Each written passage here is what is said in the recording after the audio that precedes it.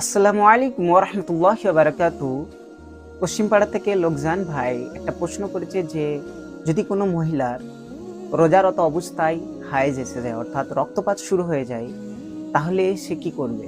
এর উত্তরে, যদি কোনো মহিলার সেহরি খাবার পর অর্থাৎ রোজা অবস্থায় দিনের মধ্যে হায়েজ শুরু হয়ে যায়, অর্থাৎ রক্তপাত শুরু হয়ে যায়, তাহলে তার রোজা ভেঙে যাবে। তার জন্য খাওয়া দাওয়া জায়েজ, তবে রোজার আদবের জন্য রোজাদারদের সামনে না খাওয়াটা উত্তম।